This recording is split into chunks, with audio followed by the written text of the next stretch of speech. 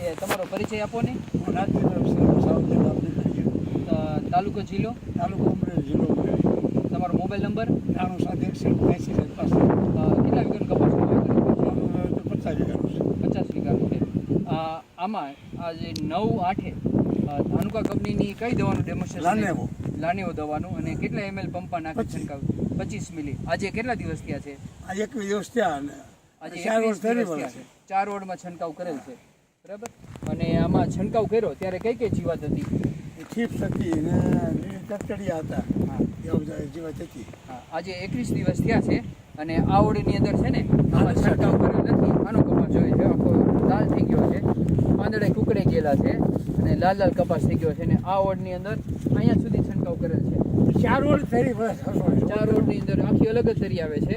જો આ બાજુ તમે જો, અહીંયા સુધી છંટકાવ કરેલ છે અને અહીંથી છંટકાવ કરેલ નથી. તો આના પાંદડા જુઓ તમે, કે જો અહીંયા તમે જોઈ શકો છો, આના પાંદડા સાવ કથ્થઈ કલરના થઈ ગયા છે. આના પાંદડા તમે જો, અને જ્યાં છંટકાવ કરેલ છે આના પાંદડા જો, આટલો તફાવત છે. લાનેવો દવા 21 દિવસ થઈ ગયા છે, આવું રિઝલ્ટ છે. તો બીજા ખેડૂત ભાઈઓને ધાનુકાની લાનેવો દવા વિશે શું કહેશો? તો એને ભલામણ કરો છો ને? કારણ કે એક જ દવા પંપમાં નાખવાની છે, બીજી 2 થી 3 દવા નાખી મોંઘો પડે પણ રિઝલ્ટ સારું મળે.